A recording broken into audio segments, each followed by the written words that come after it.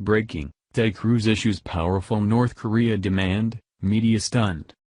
The looming threat of North Korea has been on the minds of everyone in the country since their repeated missile tests over the summer. Since that time they have made multiple threats against the United States mainland and territory of Guam. Senator Ted Cruz, RTX, is voicing his opinion on the issue. In a piece published in the Sunday New York Times, Cruz noted that Americans could be forgiven for wondering why North Korea is not already designated as a sponsor of terrorism, according to Newsmax. Senator Cruz went on to point out that North Korea was already on the list, but was removed back in 2008. He begs the question that many Americans are asking: why isn't North Korea considered a sponsor of terrorism? Simply put, if a country is labeled as a nation-state sponsor of terrorism, it implies that all manners of peace rely on that country, in particular stopping any financing or support of terrorism. It is time to acknowledge that North Korea may never be interested in negotiating away its nuclear deterrent, Cruz wrote in his piece for the NY Times. Based on the way they have acted when President Donald Trump tried to bring peace, it is easy to see Cruz's point of view.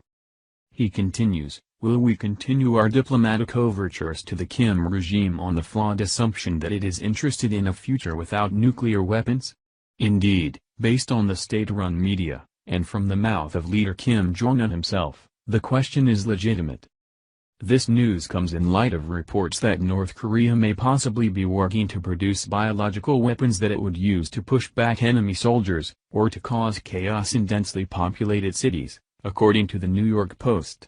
North Korea is likely to use biological weapons before or at the beginning of a conflict to disrupt society and create panic, incapacitate societies, and/or cause a significant military diversion, a report by Belfer Center for Science and International Affairs at the Harvard Kennedy School noted.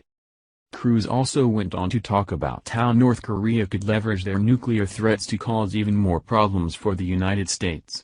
He played out a possibility where North Korea managed to unify with South Korea.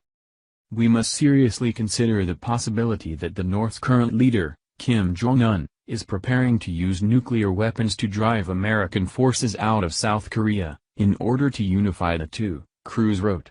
"There is no way of knowing whether South Korea would bend to the dictator, but it cannot be ruled out as an option."